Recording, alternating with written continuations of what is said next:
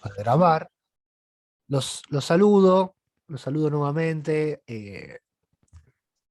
La verdad es que no quiero acaparar mucho tiempo presentando la conversación de hoy, porque la verdad es que como dijeron los compañeros y como nos encargamos de compartir, es una conversación con la cual tenemos una expectativa enorme, no solo por el tema, sino por la invitada, que vuelvo a decir que es una invitada, pero no lo es, sino que es una amiga del espacio, si se quiere, una persona que jueves a jueves nos acompaña, y estoy hablando de la querida compañera Alejandra Gils Carbó, abogada, docente universitaria, procuradora general de la Nación entre los años 2012 y 2017, y bueno, la verdad es que huelgan las palabras para describir a semejante cuadro y a semejante participante. Así que, bueno, con la propuesta de hoy de compartir con Alejandra todas y cada una de estas consideraciones, puntualizando obviamente materias que son de su obvia referencia, se me cruza la idea bueno, de los temas vinculados al inminente proyecto, a este proyecto que fue debatido en estos últimos días de los gobernadores de Frente de Todos vis a vis con el presidente para reformar la Constitución, en fin, un montón de consideraciones que seguramente estén a la orden del día para la reflexión de Alejandra, a quien, bueno, sin mucho más preámbulo y sin mucho más texto, quería darle la palabra en este encuentro para, bueno, ya empezar a compartir estas palabras. Así que, Alejandra querida, te saludo, te agradecemos de todos los que organizamos este espacio, de tu espacio también, y bueno, desde ya, cuando gustes, podés comenzar. Bueno, muchas gracias, Juan. Un saludo a todas y todos los que llegaron después, porque se iban sumando gente después de que aparecí. Y bueno, el tema es trascendido, diría yo, porque el proyecto todavía no está presentado y visible, ¿no? De un proyecto de ley que tendría gran apoyo de un sector importante de los gobernadores, ya que es más que un trascendido, para ampliar la Corte Suprema de la Nación a 25 miembros. Y lo otro que sabemos de este proyecto es que establecería paridad de género y especialidad en la materia. Esos fueron los tres aspectos que tuvimos noticia de que serían el eje del proyecto. ¿Qué podemos decir de esto? Es realmente una jugada audaz. Cuando de jugada no le quiero bajar su precio, casi me gustaría decir brillante, pero si se logra, podemos ver cuando funcione que genere ciertas disfunciones, pero bueno, como es la vida humana, ¿no? Que nada es perfecto.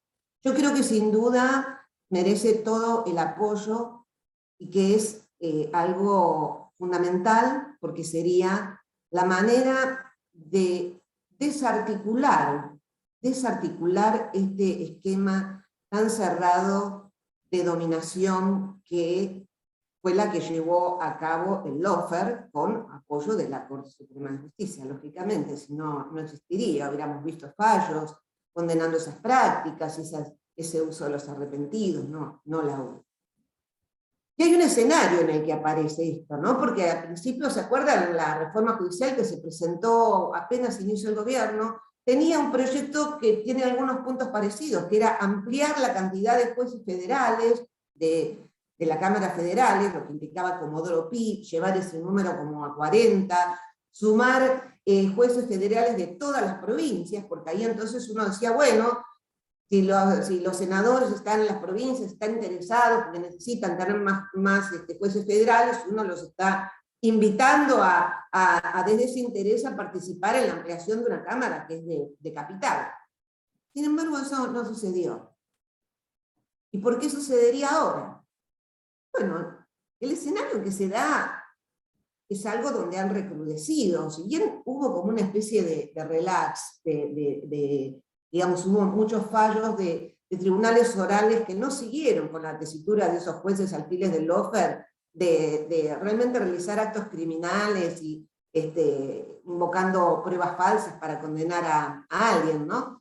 Si bien en ese sentido hubo un relax, hubo otra cosa que sucedió hace poco tiempo, que fue esta decisión de la Corte de declarar inconstitucional la conformación del Consejo de la Magistratura, una decisión absolutamente arbitraria, con una causa iniciada hace 13 años, durante los cuales nunca les pareció inconstitucional la designación de todos los jueces, que implica además de un golpe institucional, porque es la arbitrariedad de degradar la institución del Consejo de la Magistratura, y es una concentración aún mayor del poder en esa corte de 4 jueces, que es la que permitió y permite que sigan avanzando las causas para manipular y presionar funcionarios, para eliminar líderes sociales y políticos, para lograr la proscripción del Partido Popular, como ya se logró antes por otros instrumentos.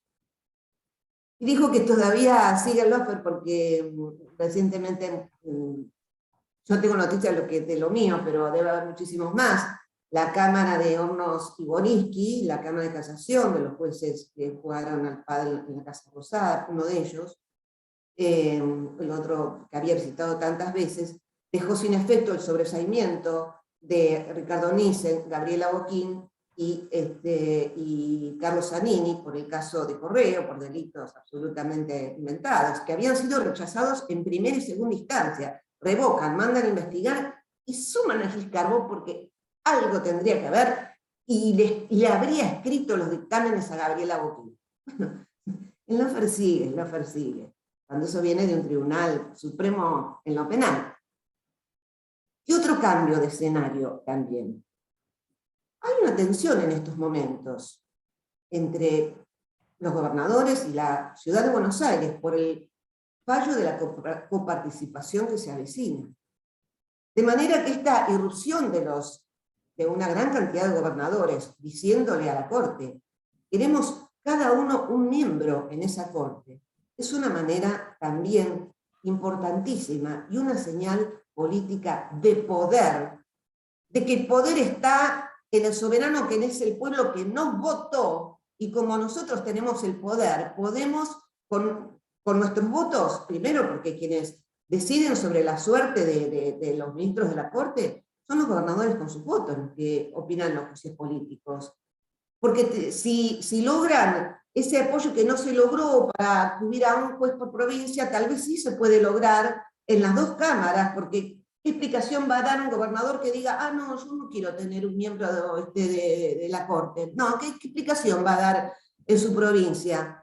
De haberse negado esa participación. Digamos que eso crea una situación donde es una muestra de poder. Cuando era inminente un fallo que le iba a dejar a la Ciudad de Buenos Aires una participación que se le resta a los demás, y que ya sabemos que ahí se está jugando arbitrariamente, es una cuestión de empoderar a un presunto posible candidato a la presidencia, sale esta erupción de los gobernadores con fortaleza, con empoderamiento de todas las personas que los votaron. Y también es un escenario de gran complicación por ir iniciándose ya las campañas electorales del año que viene, por gran tensión política y por el temor a que la política podría cambiar de signo y renovarse, como se viene mostrando, con un discurso de ultraderecha que adquiere una violencia superior, lo que podría ser el lawfare de un segundo periodo. Lo que podría ser, si esto no se detiene. Entonces esto tal vez genera un compromiso mayor, algo, porque acá es muy difícil, si hay 2 cosas que el poder fáctico, digamos, corporativo y financiero no permite, que es cambiar la Constitución y ampliar las Cortes. O sea, cuando se amplió fue en su momento para en beneficio durante el menemismo, en beneficio de ellos. Bueno, luego de una crisis social casi terminal, se pudo lograr la destitución de los miembros de la Corte, pero siempre en momentos donde no es algo que uno se sienta, dicta una ley ya, tiene que estar sucediendo algo que le dé impulso y que justifique un cambio como eso, y que por supuesto produce las reacciones del bloque dominante. Ya salió la AmCham, la Cámara de Comercio Americana, diciendo, no, esto es el fin de la seguridad jurídica, la ampliación de la... Y lo que sabemos todo es que desarticular el lawfare es una prioridad para la democracia y es algo que nos lleva a que realmente este proyecto desear que sea aprobado. Pero se plantean varias cuestiones. ¿Cuál es, digamos, la reflexión en los debates, los temas que vienen con esto?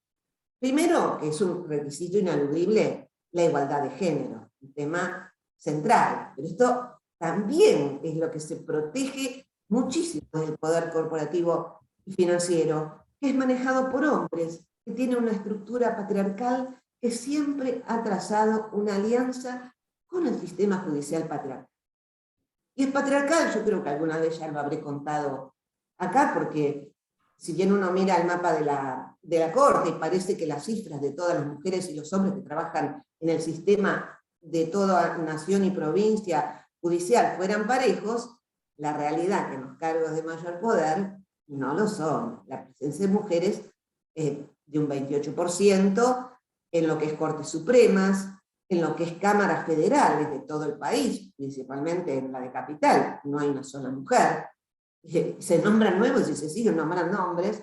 En los juzgados federales, la cantidad en Capital, solo es lo mismo las fiscalías federales.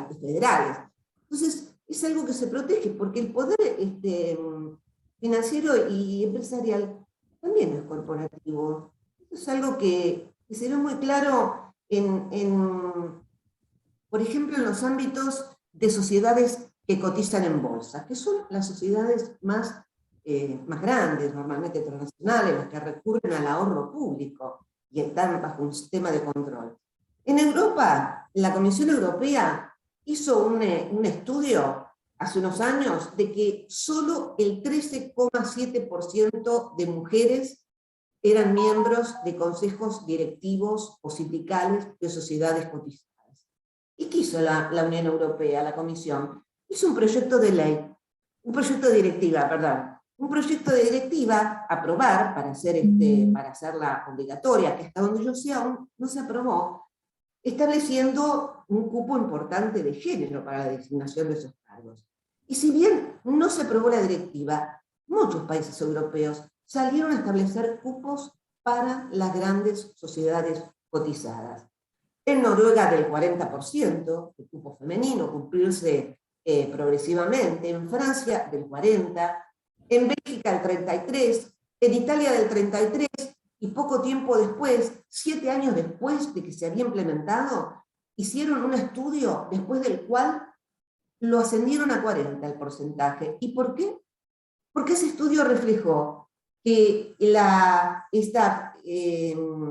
construcción a incorporar mujeres había logrado que bajara la edad de los directivos, entonces esos que estaban atornillados, porque reprendían a sectores y que estaban ahí hace décadas totalmente, no había cambios, las designaciones por parentesco habían disminuido, porque bueno, eso es también para generar, al igual que en el sistema judicial, trenzas de poder, y que había habido como una abundancia mayor de incorporación de distintas disciplinas.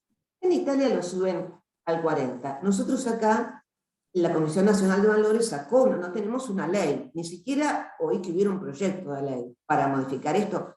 Fíjense el poder de las corporaciones en este país, que ni siquiera nadie manda un proyecto de ley al Parlamento, siguiendo estos modelos europeos que tanto le gustan a nuestros abogados y a nuestros juristas imitar cuando no corresponde. Cuando corresponde, no lo mandó ninguno. La Comisión Nacional de Valores sacó recomendaciones, pero muy buenas, incluso señala cuáles son esas, digamos, dispositivos informales que dejan a las mujeres afuera.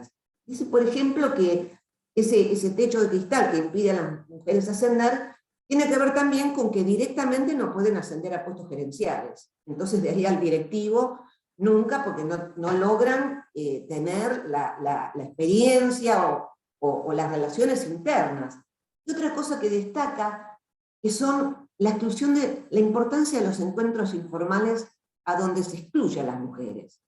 Por ejemplo, los partidos de golf, las comidas, los asados, los encuentros en estancias.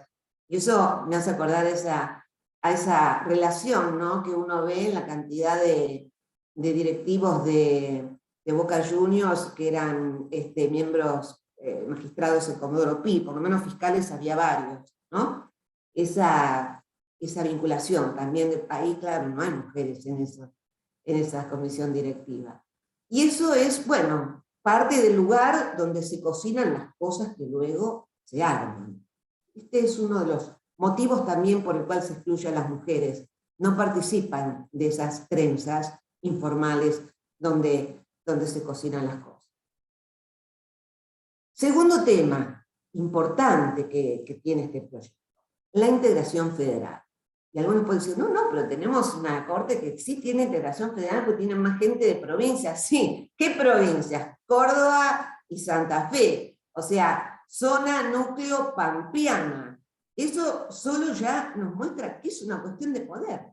¿Cuáles son las provincias que tienen representatividad? ¿De dónde salen esos jueces de la corte?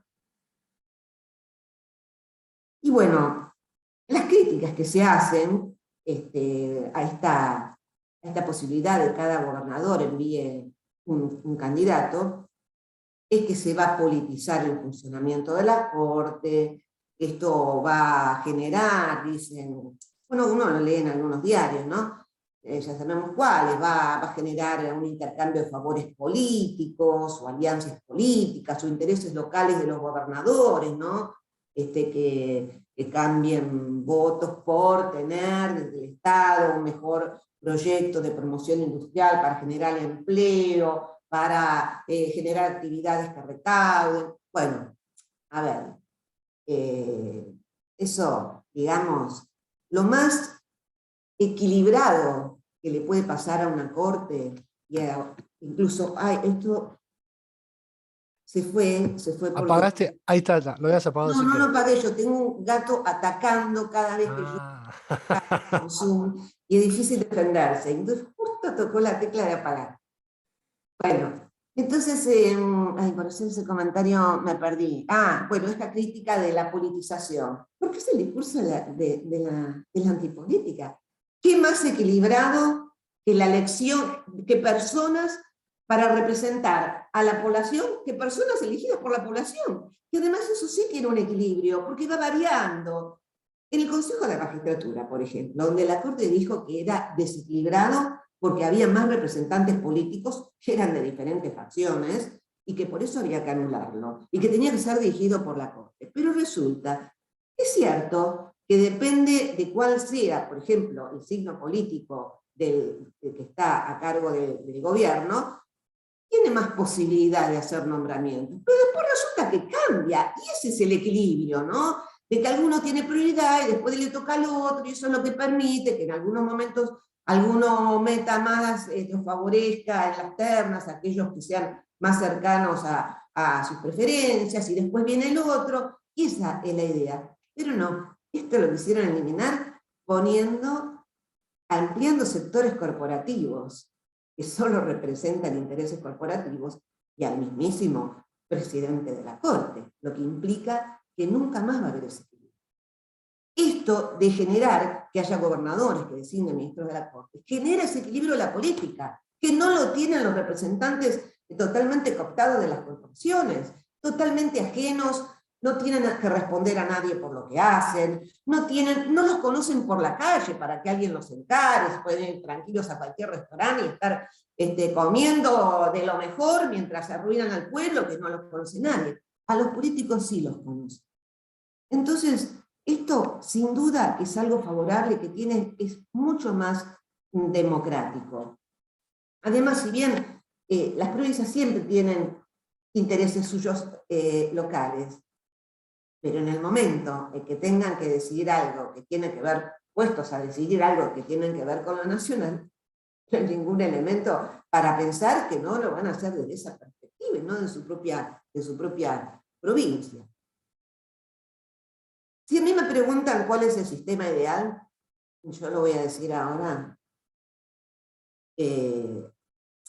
las ideas ideales, ¡ay, otra vez! ¿Cómo sabe qué tecla tocar? Voy a sacar el teclado. ¿Sabe? Viene y pone la pata. Está conspirando contra. Sí, no sé. Bueno, si a mí me preguntan un sistema ideal, yo hablaría de una corte de 9 integrantes. 5, la incorporación de 5 mujeres, sin salas. Porque lo que va a causar que haya 25 integrantes es la división por salas de los temas. No pueden estar 25 personas opinando en un expediente porque el trabajo sería, ya que la única solución es distribuirla en salas. ¿Por qué me parece mal la distribución en salas? Porque ahora se dice que deciden 3 jueces, porque hay 4. Bueno, supongamos que son 25 y dividen en 5 salas, van a resolver 2 jueces. Pero ustedes me dirán, no, pero hay otras salas donde van a resolver 2 jueces. Sí, pero ustedes se acuerdan que teníamos una cámara, juzgados en Comodoro Pi, que eran 12, pero las causas que importaban le iban siempre a los mismos 2. Dividir por salas trae nuevamente el peligro a la concentración. ¿Y por qué? Porque luego se manipula dónde van.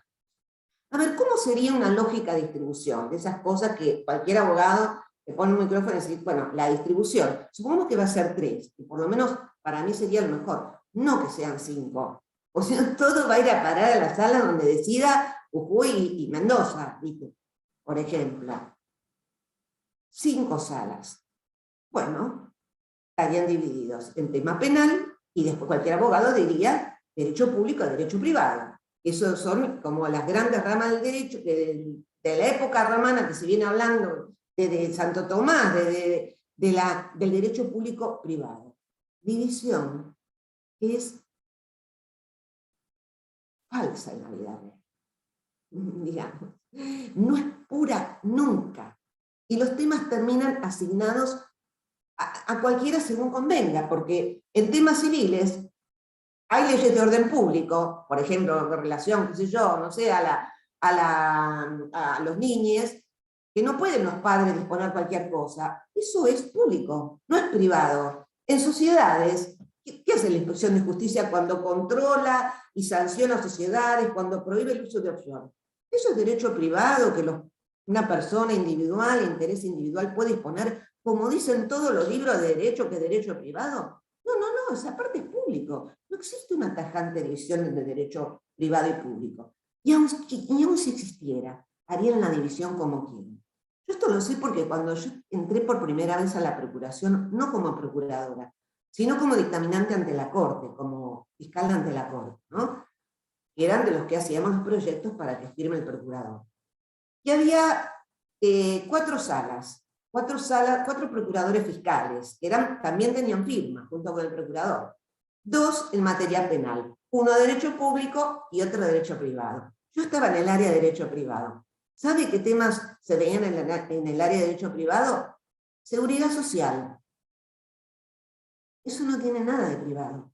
Es totalmente pública la regulación. ¿Por qué está en el derecho privado? Acciones colectivas del consumidor. Recontra privado, ¿no? Porque es un pobre consumidor que por ahí se juntaron e hicieron una acción colectiva contra una empresa. Derecho privado a full. No. La sacaba el área de público. Eran enemigos de las acciones colectivas y tenían un discurso totalmente favorable a las empresas. ¿Y quién venía ahí con una vara a decidir que las cosas? Yo llegué y resolví todo eso como procuradora. Se acabó, era 2 de penal y las otras multitema. Era eso de dividir para que siempre los temas importantes cayeran del lado más vinculado con los grandes estudios jurídicos y el establishment. Entonces, mucho se habla de las salas y de la especialidad como si fuera algo bueno, porque nos encantan los abogados hacer ideales abstractos. Esto lo decía este jurista que es también economista indio, Amartya Sen, que dice una cosa son las instituciones y otra cosa el comportamiento real de las personas. cuando pensamos en la justicia, no tenemos que pensar que por la creación de una institución, la justicia se va a realizar por sí sola. Hay que atender más al comportamiento real de las personas, a cómo se desenvuelven las cosas. Desde ese lado, una corte de 25 personas necesariamente tendría que estar dividida en salas. Yo pienso que por lo menos sean 3, no 5, porque ahí en la división se pierde, y vamos a tener los Ercolinis y los Bonadíos que van a sacar los temas del lawfare, y todos los temas de derecho público importantes van a ir a parar al mismo lugar. Porque si hay alguien que maneja esos hilos de los sorteos, no son los intereses populares, no son los intereses populares. ¿Cuál es otro gran tema que trae esto, que ya se está discutiendo a tambor batiente? La supuesta inconstitucionalidad de la división en salas, que ya están blandiendo grandes constitucionalistas, diciendo que no lo permite la Constitución. Entonces, uno va a leer la Constitución. A ver, ¿qué dice la Constitución que no permite para que lo escriban y lo firmen grandes autores? Artículo 108 dice, bueno, la autoridad máxima, no sé, el Poder Judicial dice, será ejercido por una Corte Suprema. ¡Ah! Fíjese, pero también la ley crea una Cámara Comercial y tiene 6 salas, y crea una Cámara de Seguridad Social y tiene, no sé, 4 salas. Ah, no, pero se dice una Corte Suprema. Esto de una Corte Suprema puede entenderse porque en muchos países hay Tribunal Constitucional y Corte Suprema, y son 2 tribunales superiores.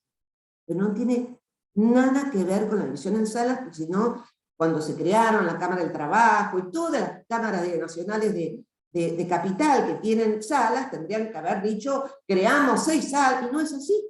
Dice, se crea la Cámara, después se van creando las salas que fueron ampliándose con el tiempo.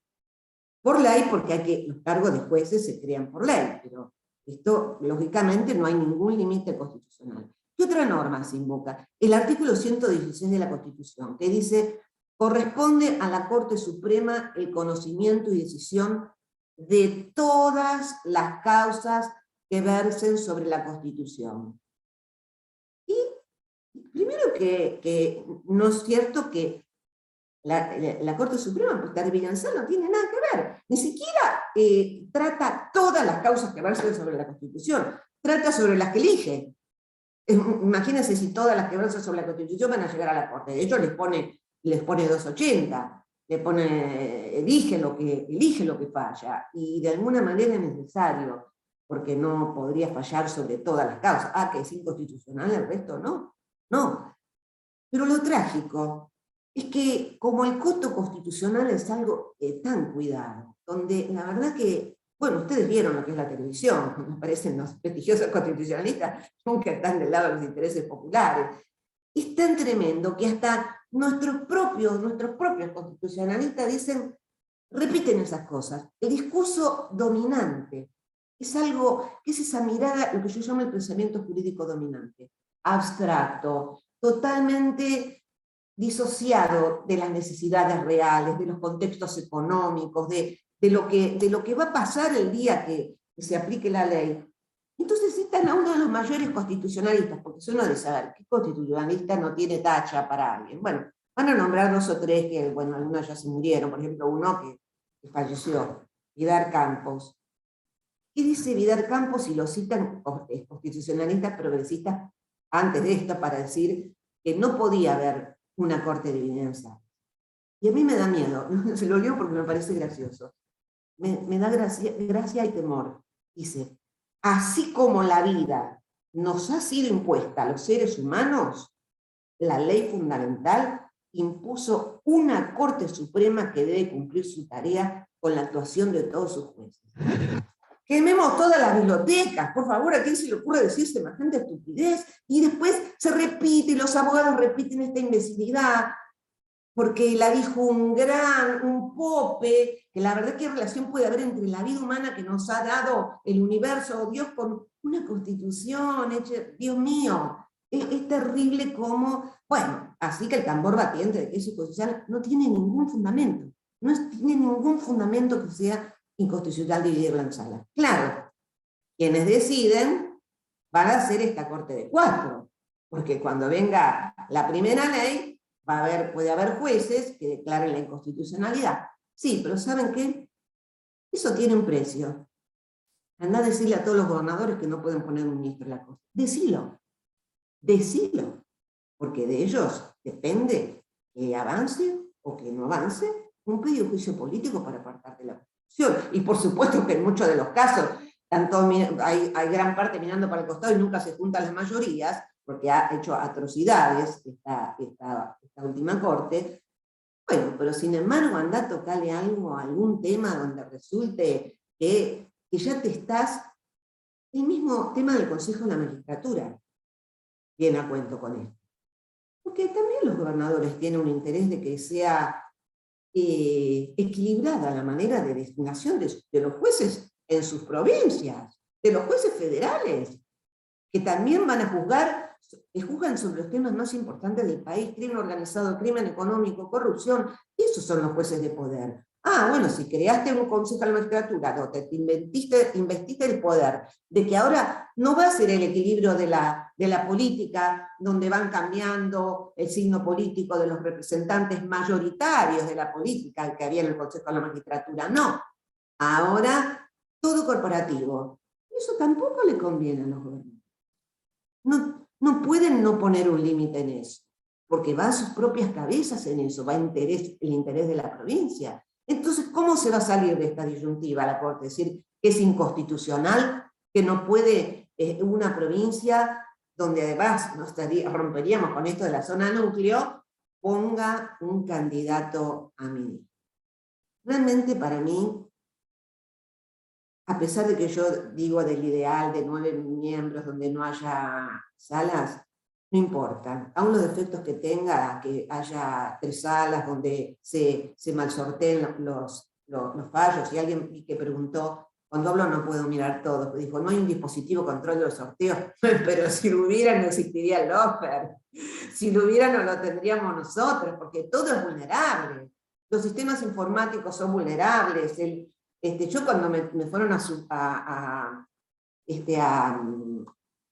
sortear mi tribunal, pedí estar presente en el sorteo y que se hiciera por bolilla.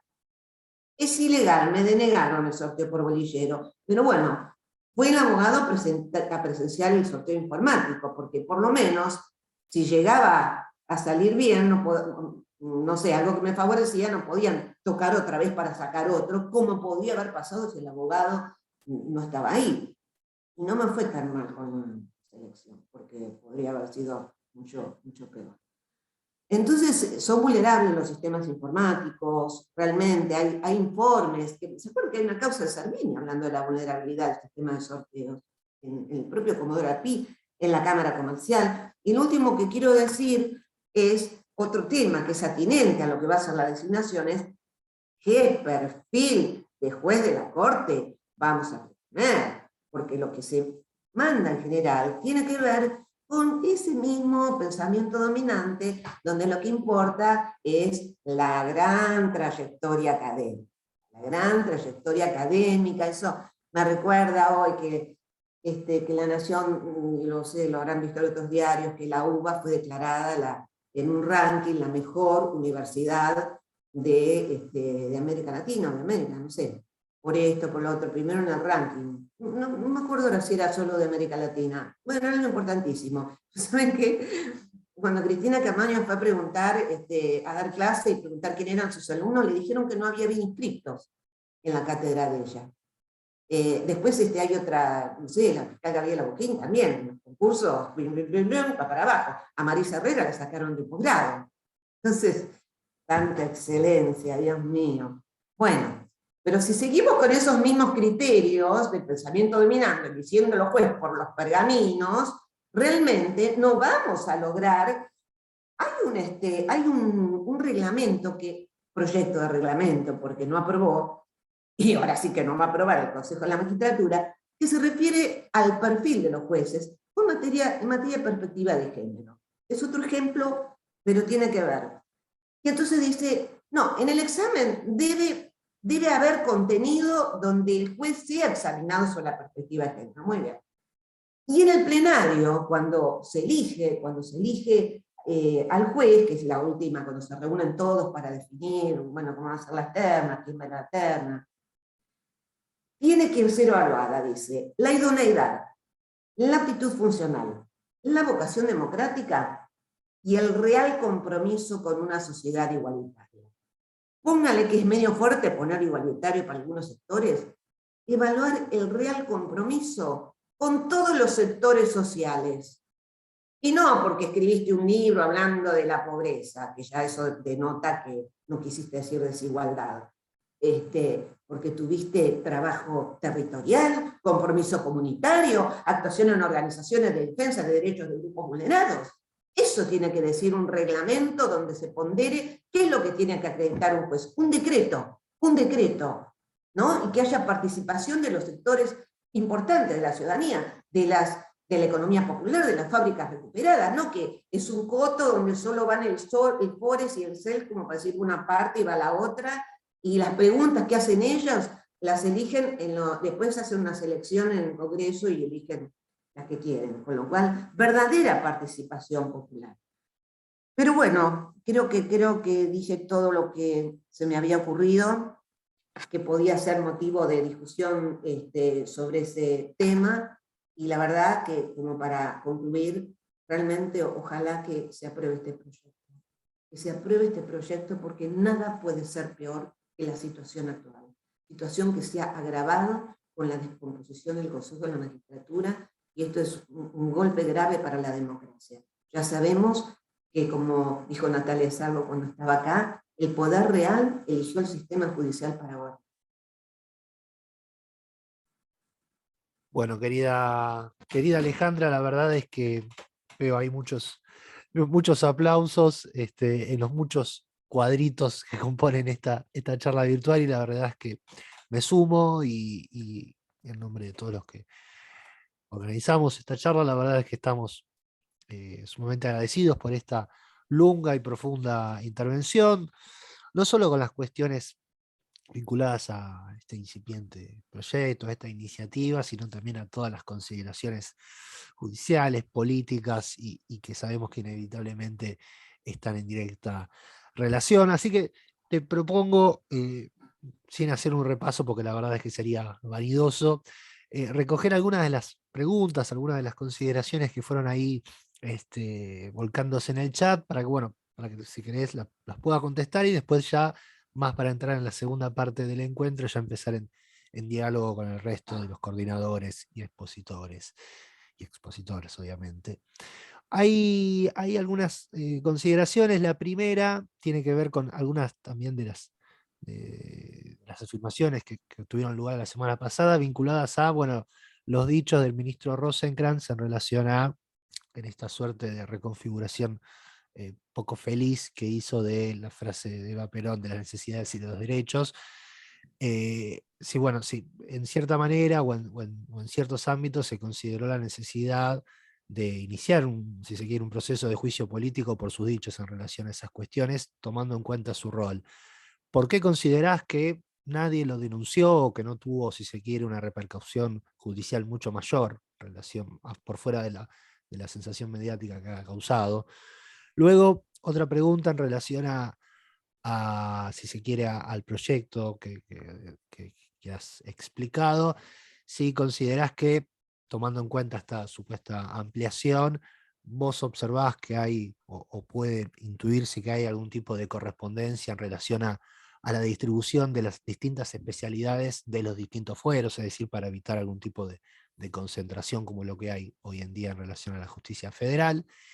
Y después una pregunta que es más bien inmediata de estos últimos días, pero que obviamente tiene directa vinculación, sobre todo en este intercruzamiento entre justicia y política, o mejor dicho, de la judicialización de la política, que es básicamente qué asidero le ves vos a las denuncias expresadas por distintos diputados de Juntos por el Cambio en relación a las obras sobre el gasoducto, algo que fue del gasoducto Néstor Kirchner, algo que fue materia de discusión en estos últimos días, no solo dentro del oficialismo, sino también en la oposición, y que, bueno, así se quiere despertado muchas consideraciones no solo mediáticas, sino hasta ministeriales. Esas son algunas de las preguntas que te las transmito. Hay muchas más, pero bueno, me gustaría por ahí, si te interesaría conversarlas, responderlas y ya después entrar en diálogo con el resto de los coordinadores y expositoras, obviamente.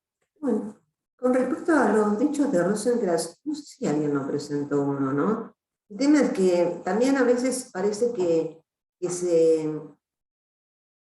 se ignora que los derechos, las necesidades son derechos desde que la Argentina, en el artículo 75, inciso 22 de la Constitución Nacional, incorporó los pactos de derechos humanos.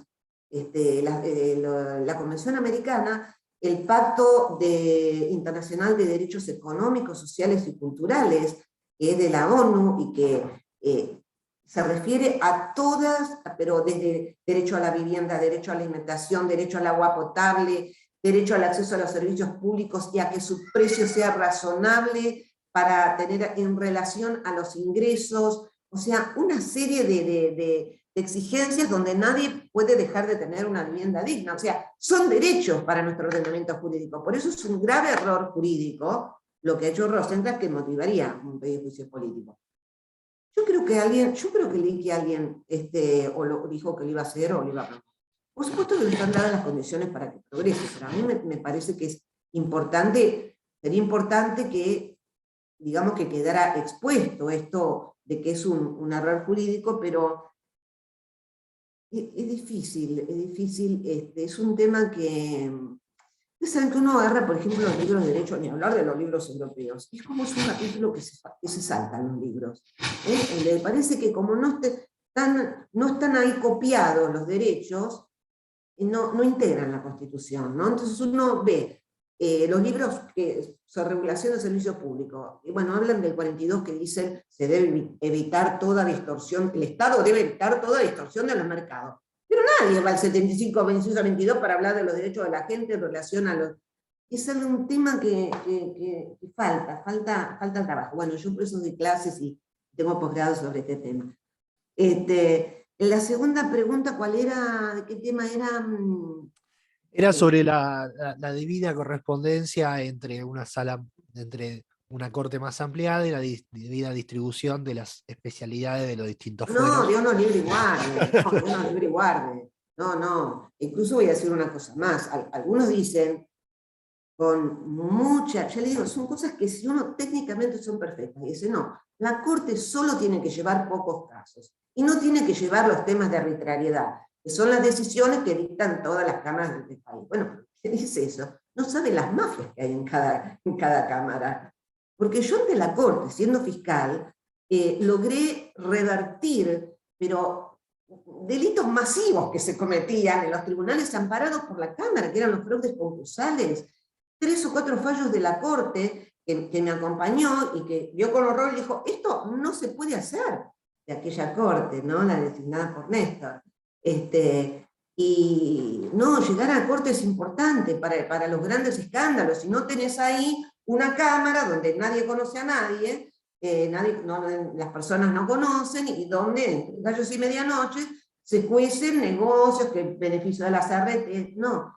Se tiene que llegar a una Corte con todos los temas, pero dividirlas en salas realmente es, no sé, se podría reproducir, favorece la división entre pocos integrantes, favorece la cooptación. Por eso yo digo, lo ideal sería de 9. Pero entonces te tenés que trabajar a los 9. Ahora, también te tenés que trabajar a los 25 ahora. Ojalá pudieran ser los 25, pero no podría funcionar. Y eso es lo bueno que tiene también, que vengan de las provincias, porque las mafias no, realmente la calidad, ¿cómo podría decirlo? Esa penetración que tienen las mafias y los intereses extranjeros en los juzgados de capital, no las tienen en las provincias. Por eso me parece que el proyecto sería muy importante. Y la tercera pregunta no me acuerdo, Juan, porque Era sobre la correspondencia, o si se quiere, la directa relación que hay entre justicia y política y judicialización de la política, vinculado sobre todo a, bueno, si se quiere, a que la justicia también como órgano entiende los tiempos políticos, y sobre todo a estas últimas denuncias que han hecho sectores de Juntos por el Cambio en relación a las supuestas consideraciones que hay sobre el gasoducto Néstor Kirchner y todas las... O sea, la pregunta básicamente es qué asidero le ves vos a las denuncias hechas por la oposición en un contexto donde sabemos qué tratamiento le da la justicia a todas las consideraciones vinculadas a sectores del campo nacional y popular. Más que nada eso. Bueno, yo creo que eso ha sido explicado por gente que tiene más contacto directo con los hechos, de que no tienen asidero ninguno. No podría dar los detalles, o sea, además realmente no se perfeccionó nada, con lo cual no habría ningún delito ni nada. Pero igual yo básicamente como fui funcionaria, yo pienso que los funcionarios tienen que ser investigados. Cuando si hay una denuncia hay que investigarla. Que los funcionarios tienen que ser denunciados si hay una sospecha de delito. No me parece mal la denuncia en sí, me parece mal cuando la justicia la que utiliza políticamente eso para, digamos, de manera de manipulación, pero realmente, bueno, yo que he sido funcionaria, he sido multidenunciada y nunca se me ocurrió que no tuviera que ser investigada, pero sí quería ser tratada justamente y con derecho a defensa y que no me inventaran cosas, ¿no? Bueno, Alejandra, si te parece, ya empiezo a abrir el abanico de intervenciones, de conversaciones, más ya entrando en esta segunda hora del encuentro. Y la primera persona que le voy a dar es al querido compañero Amado Vudú. Amado, ahí te activé. Uy, perdón, te muteé. Ahí está. Juan te da la palabra y Juan te la quita. Es la Régimen misma maniobra. totalmente Bueno, autoritario. muy buenas noches. Muy buenas noches a todas y todos. Bastante más de 300, otro jueves, así que una enorme alegría.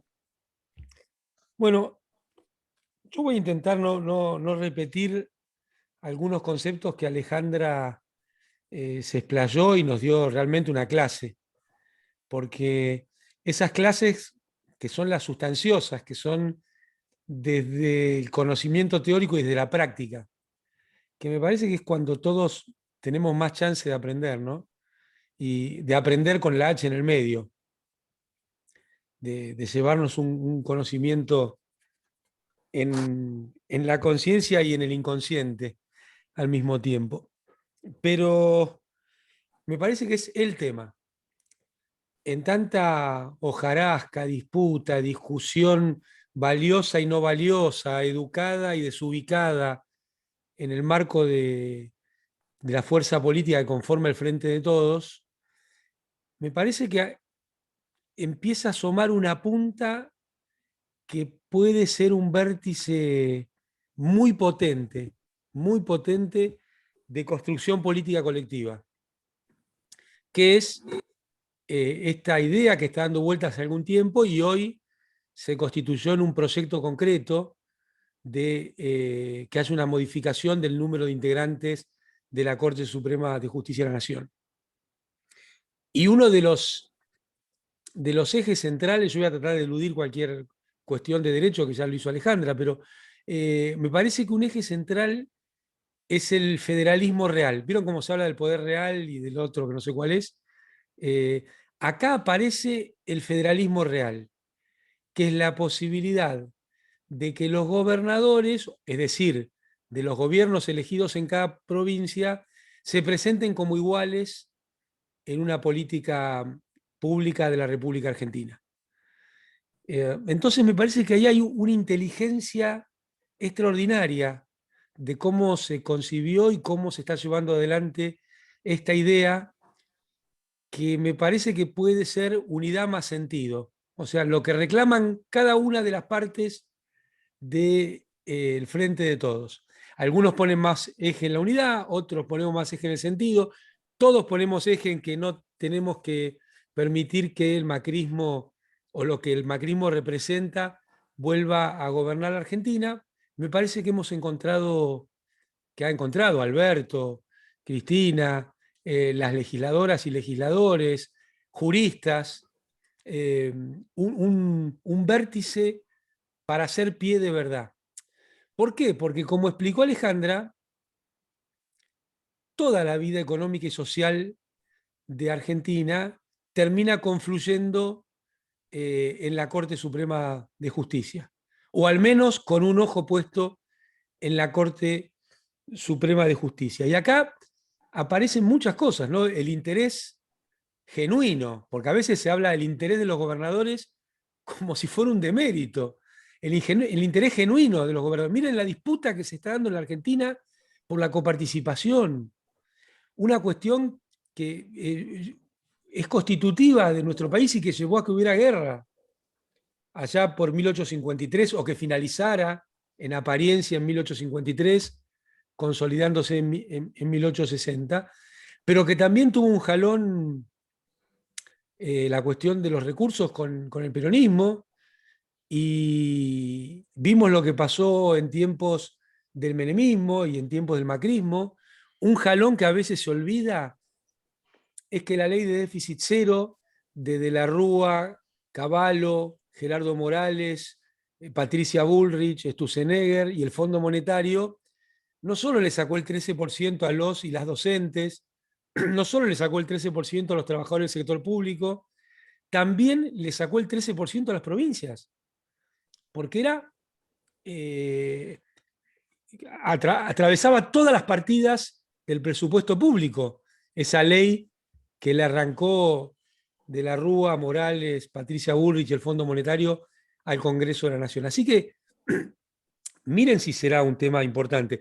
Miren si será un tema importante que sobre este tema Cavallo dijo que había provincias que eran inviables. Cuestión sobre la que volvió Martín Redrado hace poco tiempo. Bueno, todo esto puede decir si puede hacerse, porque realmente no hay un federalismo en la institucionalidad argentina. Sobre todo en el tema de la justicia, por el rol que tiene la Corte Suprema, que también explicó Alejandra. Me gustó mucho cuando Alejandra dijo, se explayó en el tema de los sorteos de las causas. Todos los que hemos tenido un número importante de causas, sabemos que el bolillero es el fuero de atracción, ¿no? Como dicen los abogados. Entonces ella dijo, no intervienen los intereses populares en los sorteos. Yo le agregaría, tampoco interviene el azar.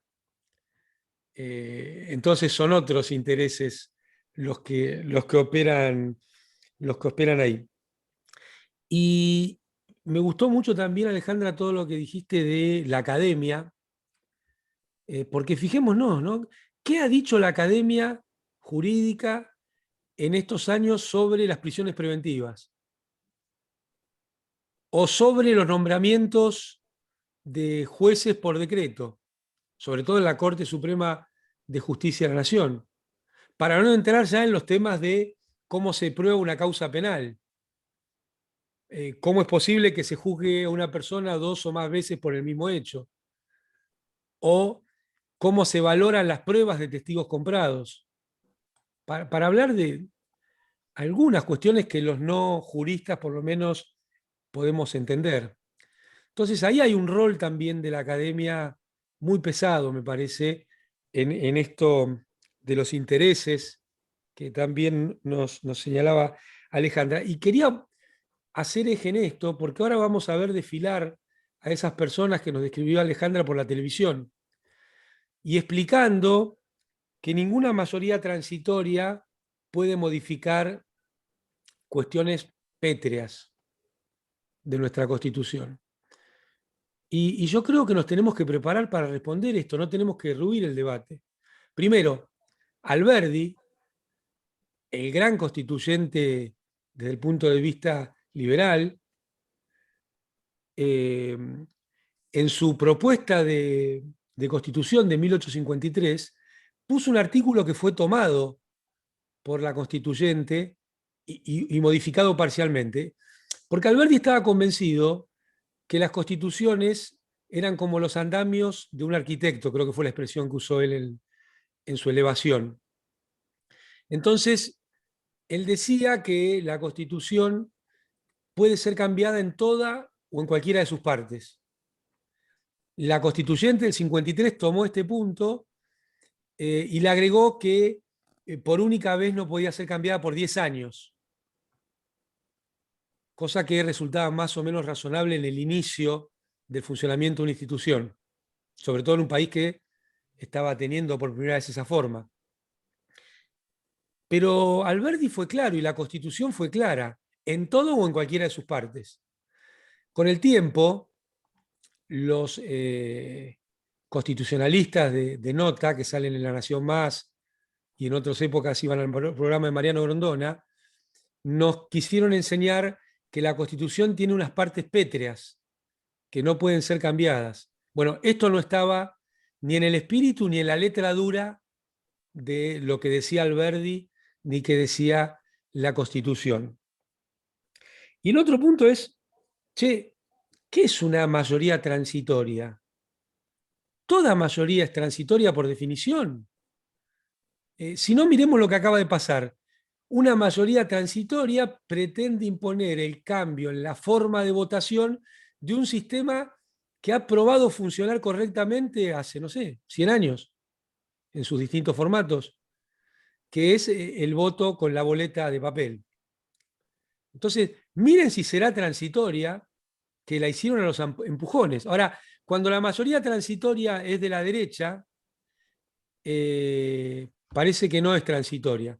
Ni siquiera hace falta que sea mayoría, como nos mostró la década infame. Entonces, preparémonos para disputar. El gobierno necesita que estemos dispuestos a disputar todo este tema de la Constitución desde todos los costados y lo hagamos, creo yo, humildemente, sin fisuras, sin buscar el pero, sin buscar, che, como yo sé mucho de derecho, habría una forma mejor, como yo sé mucho de economía, habría una forma mejor. Me parece que nos va mucho en esta cuestión de la reforma de la Constitución. Y hay mucho por mejorar, por más perfectible que sea el proyecto que se esté presentando. Además, tiene una inteligencia asombrosa, como todas las cosas que cuando uno ve son obvias, es brillante, ¿no? Porque la verdad es que todos los gobernadores tienen los 2/3 necesarios para votar los jueces. Entonces, en un acuerdo de gobernadores podría completarse íntegra de una vez la Corte Suprema de Justicia. Entonces, tiene un sentido político brillante cuando uno le da vuelta a este tema y llega en el momento justo, me parece, para reconstruir la iniciativa y la potencia. Y yo creo que si el gobierno, para que no empecemos a quejarnos, no le da mucha manija de entrada, se la tenemos que dar nosotros. Y el gobierno se va a montar. Tenemos que generar eso entre todas y todos. Me parece que es tarea de todas y todos. Porque ¿qué es lo que hay del otro lado? ¿No? Y tratando de no ser redundante en lo que todos quienes estamos aquí y todas hablamos jueves a jueves. Tuvimos la presentación de Rosenkrantz en Chile. Rosenkrantz en Chile no estaba hablando de derecho, estaba hablando de política. Si quieren, estaba hablando de filosofía, o si quieren, estaba hablando de ideología, pero no estaba hablando de derecho. Y cuando él dice peyorativamente, habla de la fe populista, él también estaba encarnando una fe. No es que hablaba desde la ciencia o desde un conocimiento divino. Estaba encarnando una fe, la fe aristocrática y colonial. Atrevámonos a decirlo. La fe populista es una hermosa fe. Es la fe de las mayorías, es la fe de la igualdad, es la fe de los derechos. O pónganle el nombre que quieran. Pero ellos están hablando de fe, de la fe aristocrática y colonial. Y a mí me gustaría que no nos quedemos callados, porque él se burló de la frase de Evita y me parece que es una simbología tan pesada como cuando niegan los 30.000. Del mismo tenor, del mismo tenor. Y nosotros no podemos soportar callados en la boca esa tomada de pelo. Yo le diría que en realidad la frase de Rosenkrantz podría ser: donde hay una rentabilidad no habrá ningún derecho. Y esa es la fe aristocrática y colonial que él representa. Y que él usurpa un lugar institucional para representar en su accionar en la corte. Nota al pie, John Rawls podrá ser liberal, pero es brillante.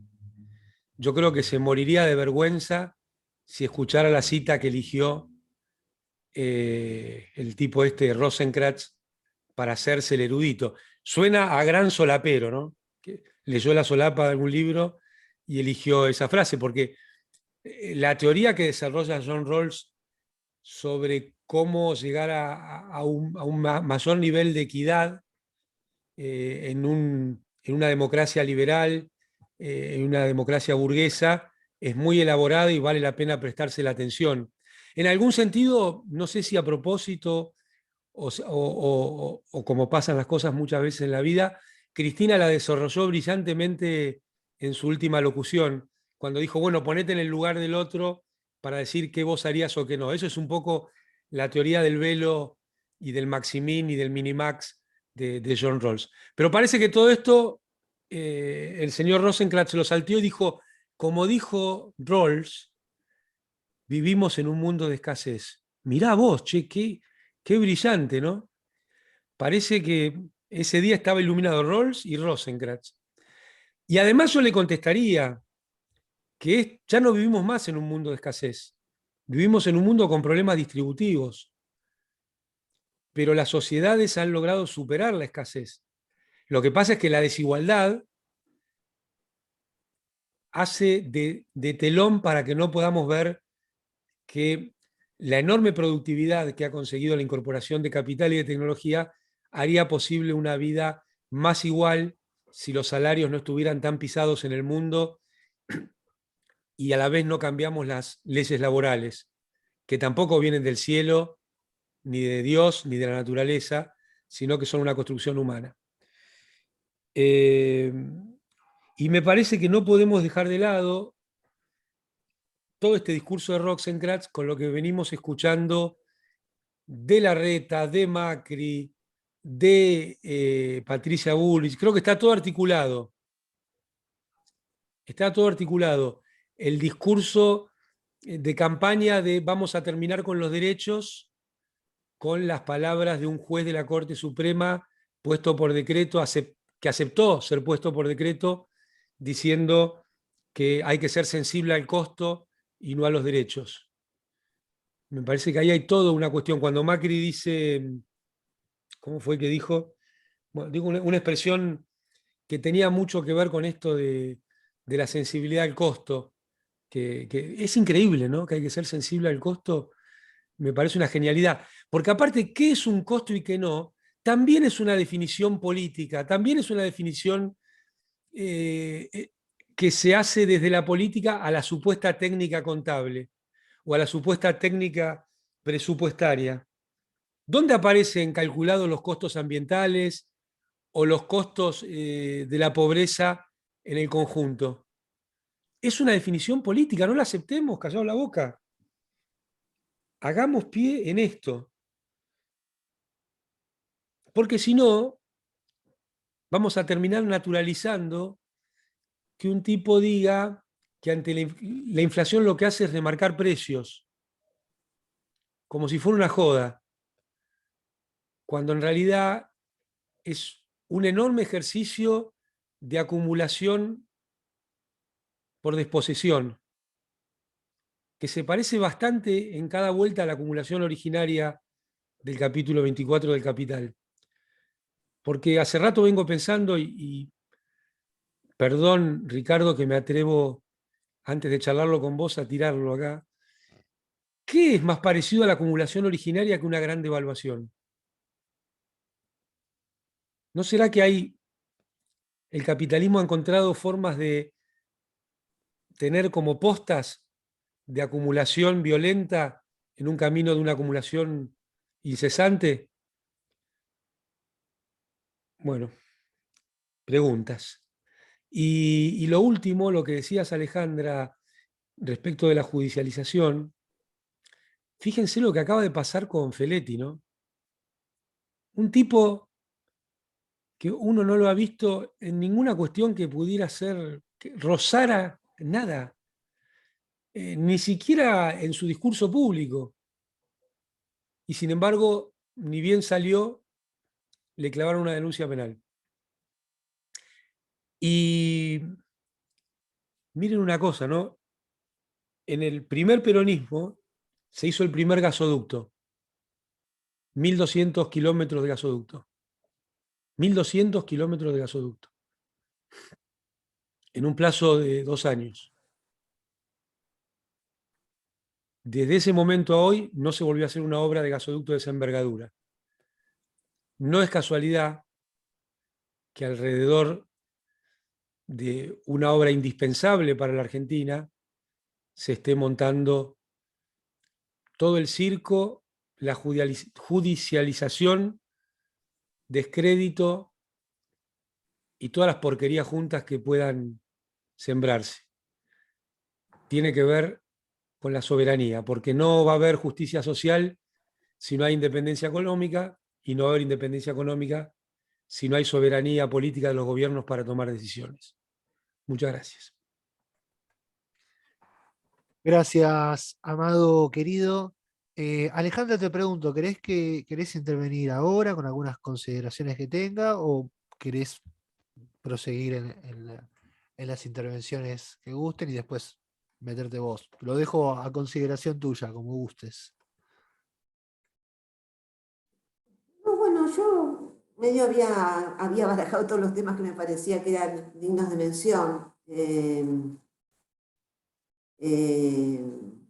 No sé, cuando hablaba Amado se me ocurrió algo más, pero lo tenés que haber anotado porque ahora se me voló. No sé si quieren, seguimos con las preguntas. A ver, ¿qué había sido lo que dijo Amado? Que Dios te lo tendría que haber comentado mejor. Bueno, ya me va a venir, si querés seguir con las preguntas. No te da problema. Sigo. El tema de la judicialización, por ahí, si mi respuesta no fue muy, muy buena en el sentido de que lo que ha habido es un abuso, es decir, no es una cosa es que, bueno, que alguien diga, no, acá una licitación se hizo mal y entonces que alguien venga y diga, no, bueno, quiero que la justicia no investigue, bueno, ahora, sí, inventamos unos cuadernos, sí, buscamos unos arrepentidos que los presionamos, sí, tiramos sobres por abajo de la puerta porque no vamos a dar la cara porque fueron servicios que armaron relatos y todo, y después hay un pronunciamiento que dura años, bueno, eso es otra cosa, eso es el lawfare, y eso sí lo que condenamos, pero bueno, también distingo que hay casos que cuando se habla de judicialización de la política, se habla de eso, ¿no? De buscar que sea un juez el que le ponga fin a una ley que es constitucional y que protege intereses de sectores que no son los más aventajados de la sociedad o que quiere eliminar una política pública redistributiva, una política pública de regulación del mercado, que eso fue lo que pasó tanto durante el gobierno de Cristina. Esos son los abusos que hemos tenido desde esa época, ¿no? Desde que se empezó a avanzar por la época de la patria grande, ¿no? Cuando realmente Latinoamérica se puso de pie y empezó y tuvo gobiernos que gobernaban en favor de sus pueblos. Entonces ahí empezó todo este empoderamiento del sistema judicial como el alfil que iba a destruir políticas y que iba a atacar funcionarios acompañado por todo el aparato mediático que vende cualquier cosa. Entonces eso sí que es un mal sentido de la judicialización de la política. Bien, gracias Ale. Sigo, y gracias Amado. Sigo con las órdenes de intervención, en este caso para la querida compañera Silvia Rosques. Silvia querida, buenas noches. Hola, gracias. Bueno, maravillosas intervenciones, bueno, de Alejandra, de Amado, y yo quiero rescatar un tema que me parece muy emotivo y posiblemente se una a lo que Amado dijo que es el momento. Esto que Alejandra reiteró, que es el pedido de los gobernadores por una nueva Corte Suprema, una nueva composición, y que tiene que ver justamente en este momento que nos atrevamos a debatir o sea, toda la integración federal, pero el presupuesto, que es un tema que justamente, y especialmente aquellas provincias inviables, como lo dijo en algún momento Cavallo, donde estábamos nosotros, la gente del norte, no teníamos acceso a nada. O sea, cómo se va atentando contra los derechos, que es lo que nos hace ser ciudadanos, justamente los derechos. Y si hoy los gobernadores no se ponían firmes, yo creo que tampoco hubiese salido este proyecto de ley que se acaba de presentar. Y me gustaría ver realmente esto que también planteó Alejandra, o sea, con qué fundamentos el Poder Judicial y especialmente la Corte Suprema no va a dar lugar a una propuesta de ampliación de la Corte Suprema, ¿no? Me parece que ahí vamos a estar, va a haber un debate muy finito, porque ya son los gobernadores, ya son los diputados, bueno, que fundamenten el porqué. Ahora yo me pregunto, desde cómo hacemos para que lo político no se defina siempre en la justicia. Tal vez que tengamos que participar mucho más desde los gobiernos locales para apoyar al gobierno nacional o a quienes uno quieran buscar ese apoyo necesario. Porque es la primera vez en mi militancia que yo veo que salen los gobernadores realmente a plantear estas desigualdades que estamos viviendo como país. Ahora, también me pregunto por qué salieron. También, obviamente, que es toda una demanda política frente a este abuso de poder que hubo desde el gobierno de Macri hacia la ciudad de Buenos Aires en desigualdad al resto de las provincias. Y me quedo también con algunas preguntas que surgieron desde Alejandra y con la intervención de Amado, es que hoy hay debe haber un nuevo debate epistemológico también para la justicia, que debe ir acompañado desde estos debates que desde las ciencias sociales también nos estamos planteando, y que obviamente que no está inconcluso, que está en construcción. Ahora, la justicia no se mueve, pero hoy hay una demanda social sobre la justicia, y la justicia se queda como que el orden jurídico debe ser inmutable. Miren, yo en algún momento de mi carrera política, cuando fui legisladora, estaba en el Consejo de la Magistratura de Tucumán, como legisladora. Y yo les planteaba esto a los jueces que participaban en este Consejo Provincial de la Magistratura. Incluso cómo son elegidos ellos, que ahora ya hay concursos y demás, pero ¿por qué tienen que durar hasta siempre? ¿Por qué no se puede poner un régimen similar al del docente universitario? Por ejemplo, me querían comer cada vez que yo decía esto. O si desde la justicia había posibilidades de políticas de prevención desde la justicia. Y lo pregunto inocentemente a esto, porque yo digo, ¿cómo un poder que tiene el poder real no puede tener medidas preventivas para evitar, ¿no es cierto?, hechos que después decimos no puede ser? ¿Y saben lo que me respondían compañeros y compañeras? La justicia es el último orejón del tacho que tiene que resolver las situaciones puntuales.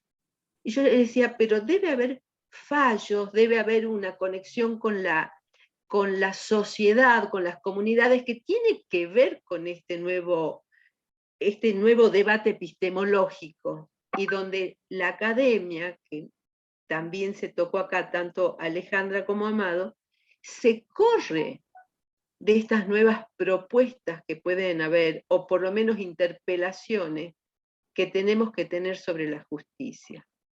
Tienen el poder real, pero no dan propuestas para evitar realmente, o lo digo al revés, no dan respuesta para que todos tengamos acceso a la justicia. No la dan. Y la justicia en realidad tiene que ser ese organismo que ponga al poder ejecutivo, supuestamente, o al legislativo, que los tres poderes puedan trabajar en el acceso a estos derechos económicos, sociales, culturales, que hoy no los tenemos. Pero solamente se pueden dar esto si hay un acompañamiento social. Y acá viene el otro tema. ¿Por qué como comunidad, posiblemente que sea por esta comunicación hegemónica que tenemos, como comunidad no logramos nosotros también comprender el poder que tenemos para que la justicia actúe como justicia? Y le seguimos dando votos para que tengan el poder político real. Cualquier ley se judicializa. Cualquier situación en una escuela, si mi hijo es abanderado o no, se judicializa. Cualquier situación individual se judicializa.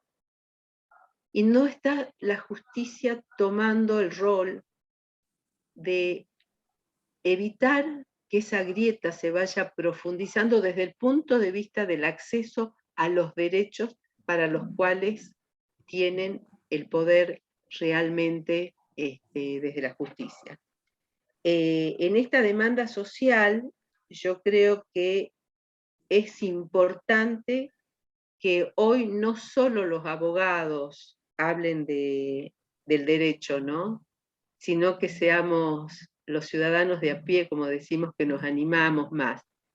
Pero también esto tiene que ver con, yo lo sigo mucho a Boaventura de Sousa Santos, y él plantea que no hay justamente justicia social real y universal si no hay una justicia cognitiva universal. O sea, cuanto más conocimiento, cuantos más saberes tenemos, cuanto más intercambiamos con la comunidad que nos rodea, y vuelvo a esto de la importancia que tiene esto, que los gobernadores o las provincias o las regiones podamos tener un representante, porque hay comunidades y hay tradiciones y hay formas de pensar que el poder en la ciudad de Buenos Aires, y que lo voy a sintetizar, discúlpenme, desde el puerto, no se ve, no se tienen en cuenta, y la justicia tiene que tener esa mirada social, ¿no?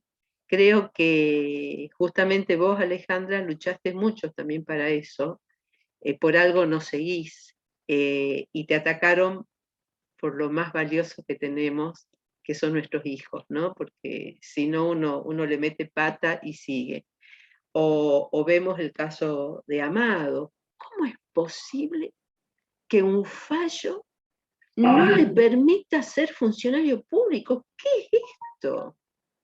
Es una cosa ilógica, ni que hablar, bueno, de todas las otras pérdidas que se tuvo, ¿no? Pero digo, ¿qué nos pasa entonces acá a la academia? ¿Qué nos pasa a la comunidad? ¿Qué nos pasa a las organizaciones sociales? Y tal vez que lo que nos pase sea el replantearnos y el no dejarnos llevar por la prensa hegemónica y por la justicia hegemónica. Y ahí tenemos lo de Rosenkrantz, y tenemos permitirle que el tipo diga esto, o que Milei proponga el tema de la venta de órganos con los efectos que tiene esto. Secuestro, asesinato, venta de niños o de lo que fuera. Digo, no, fue una broma. Entonces, es ahí donde yo creo que tenemos que hacer hincapié y seguir trabajando, y ojalá que este proyecto de ley, aunque no sea el mejor, sea un nuevo inicio de la justicia argentina, ¿no? que pongamos en movilización todo, porque de esto se trata. La sociedad está tan cambiante, los seres humanos estamos viviendo tantas realidades y diversas, y la justicia está inmutable, ejerciendo el poder, 4 tipos sobre 47 millones de personas, ¿no? Así que gracias porque dieron clase a Alejandra y Amado. Muchas gracias. Gracias, querida Silvia. Sigo con el orden de intervenciones, en este caso para el querido compañero Ricardo Aronskin. Ricardo, querido, muy buenas noches. Te paso la Bueno, palabra. buenas noches para todas y todos.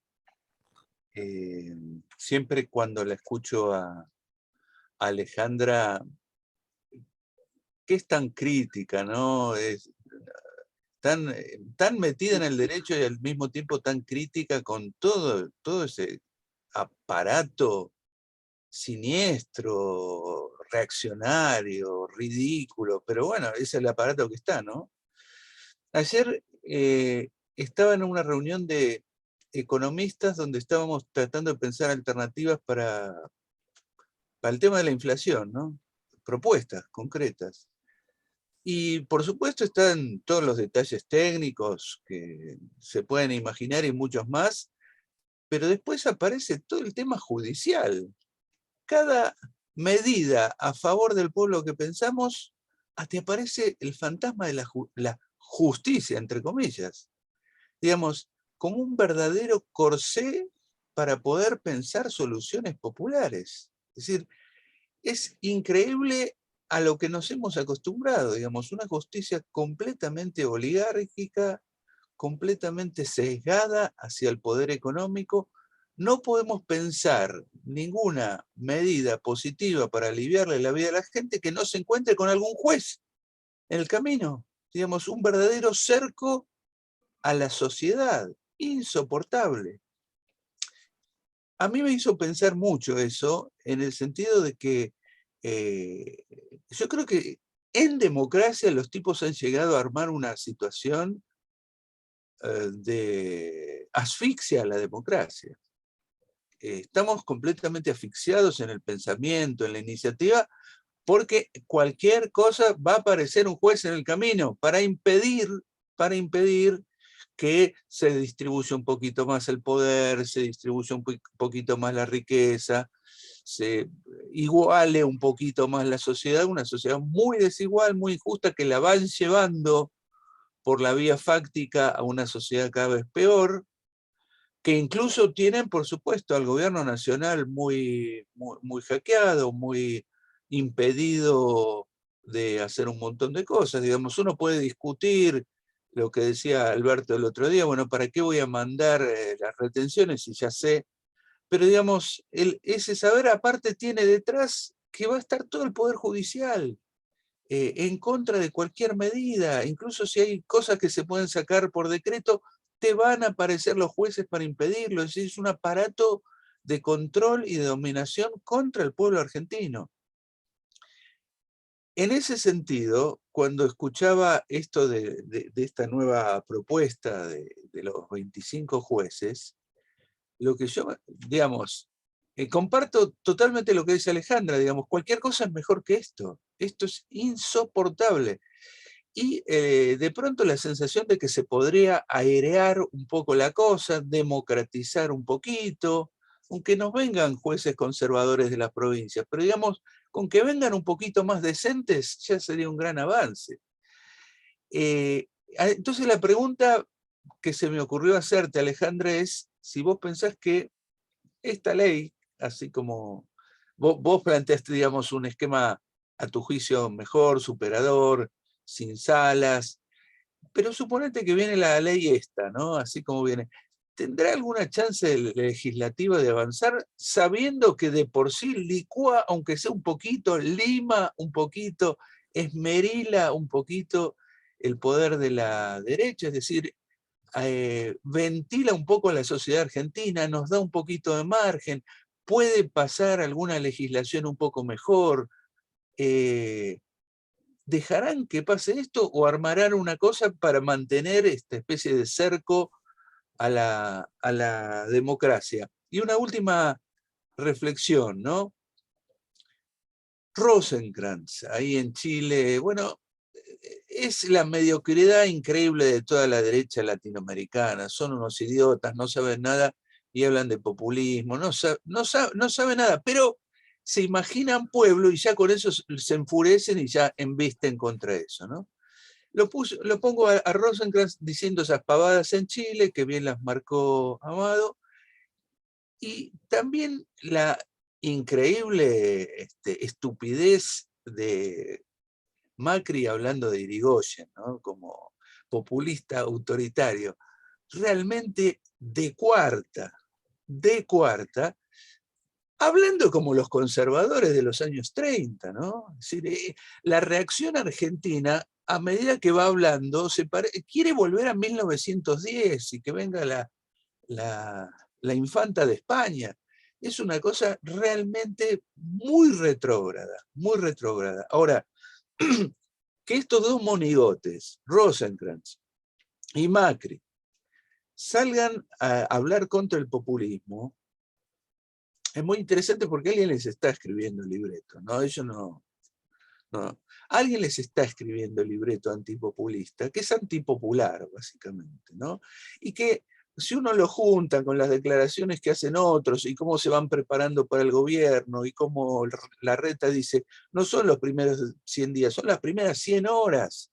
Es decir, lanzar un blitzkrieg contra el pueblo argentino, en esas primeras 100 horas le metemos leyes, decretos, reventamos todo, y después ahí se hace más sentido Patricia Bullrich y otros tipos que plantean el tema represivo.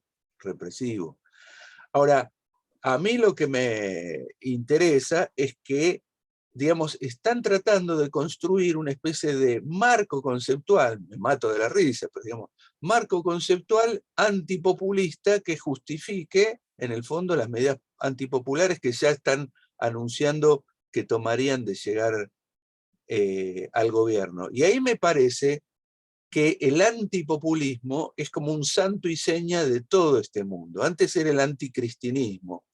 En la medida que Cristina no está en centro de la escena, tienen que inventar algo que es cosa antipopulista, que es un concepto tan ridículo que entra desde Evo Morales hasta Hitler, con lo cual es una cosa ridícula y payasesca.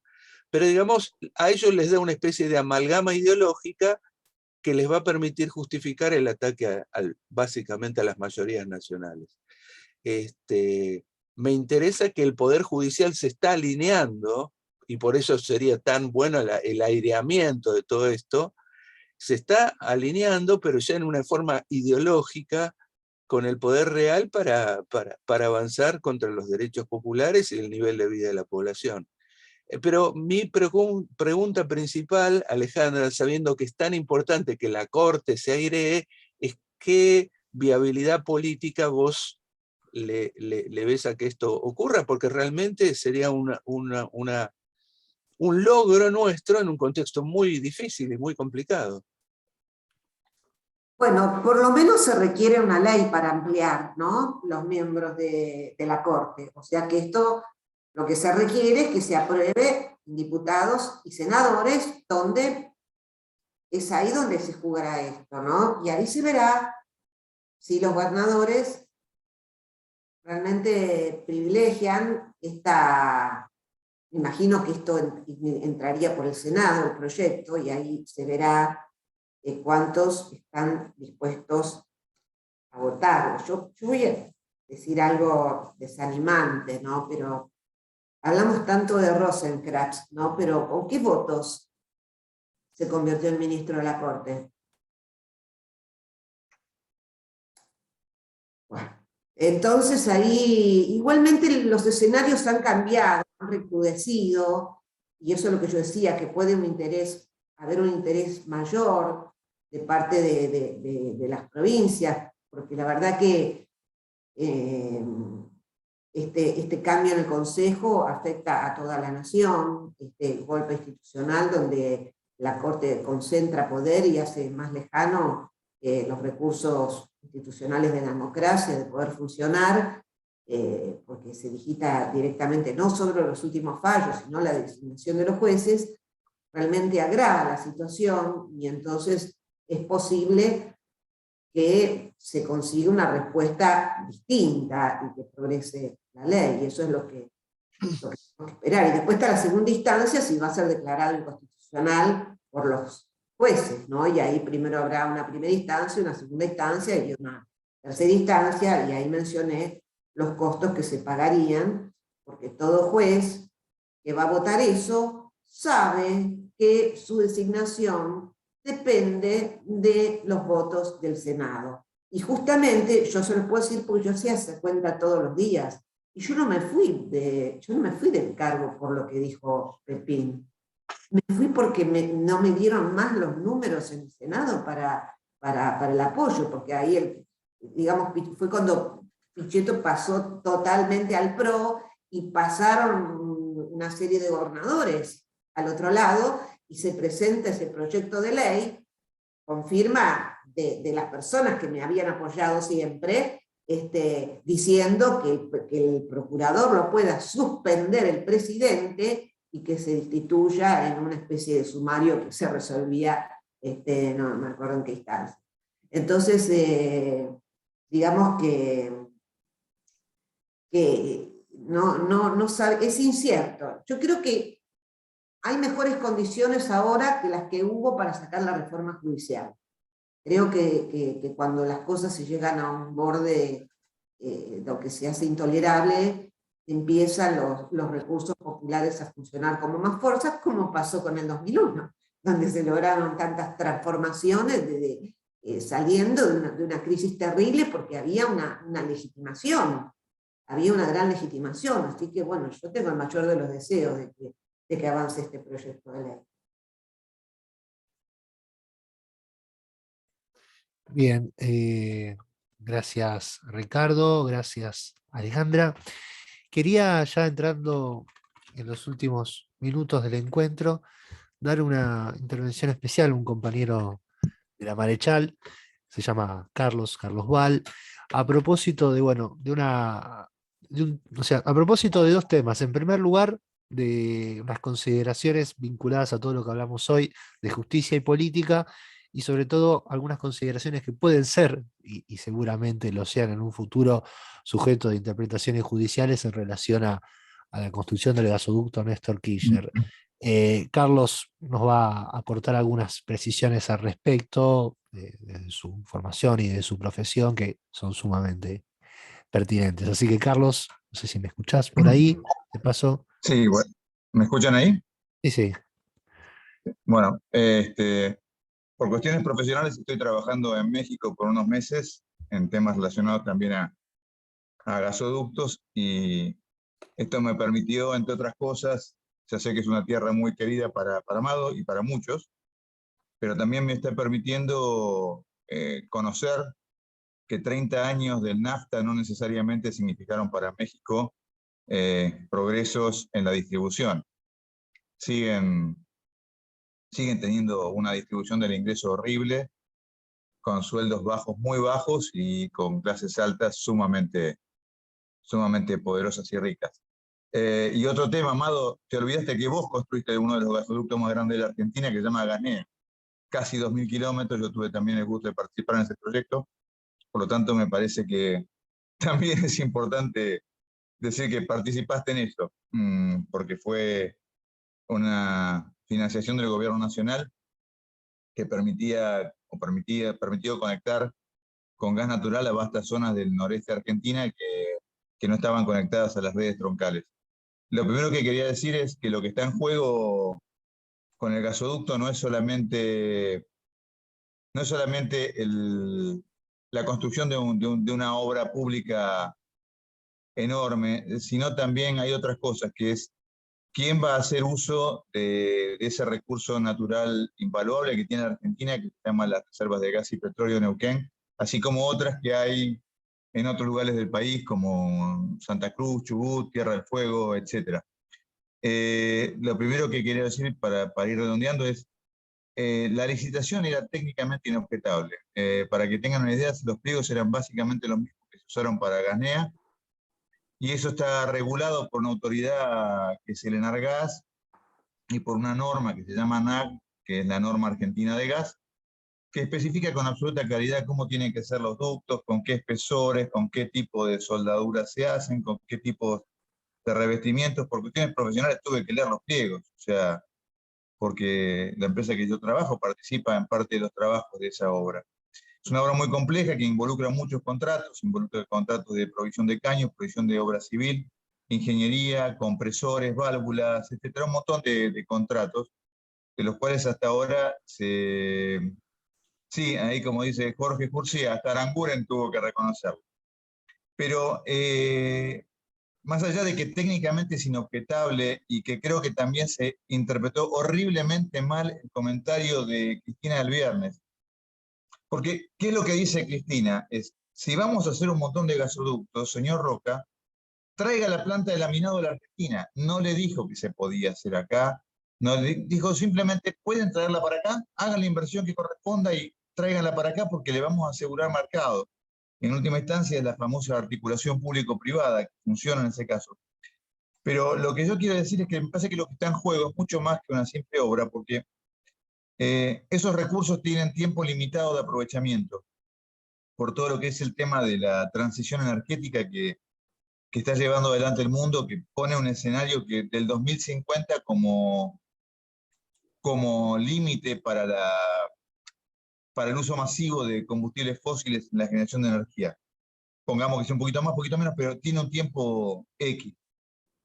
Y lo que también creo que está pasando es que el gas de Vaca Muerta puede salir por dos lados, puede salir por el Atlántico, puede salir por el Pacífico.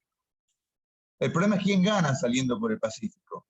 Hay más de un proyecto de poner plantas de licuefacción en Chile que utilicen gas argentino y que se queden con toda la parte del león del negocio de la licuefacción en Chile para exportar a Oriente y a Europa. Entonces lo que está en discusión es la apropiación de la renta excedente, como siempre. El problema no es la economía no es el problema de la administración de los casos, sino de la apropiación del excedente. Solo como detalle, se tira el 20% de la comida anualmente en el mundo. No falta comida, se tira. 20%, 200 millones de toneladas de comida. Informe de Oxfam del año pasado. Nada, lo que quería decir es, para tranquilidad de aquel que tenga interés en este tema, la licitación era inobjetable desde lo técnico. Las pavadas que se han dicho yo no las puedo entender porque no resisten digamos, no digo primer año de ingeniería, primer año después la técnica sabe que lo que estaba escrito es lo que tenía que estar, por lo tanto no entiendo, la verdad me cuesta entender todo esa situación, pero no me cuesta entender lo que está atrás es quién se apropia de los recursos naturales. Para que eso tenga sentido para la Argentina tiene que cerrar todo su ciclo de producción de gas, que significa la producción del gas, la separación de los líquidos que permiten el crecimiento de la industria petroquímica, la licuefacción y la exportación de gas natural en forma de gas natural licuado, y el uso de energía abundante y económica, porque como dijo alguna vez Amado, y concuerdo, nos dimos cuenta que una de las bases de la enorme productividad alemana era el gas barato de Rusia. Bueno, aprendamos de los otros también nosotros. Eso es lo que quería decir, compañeros.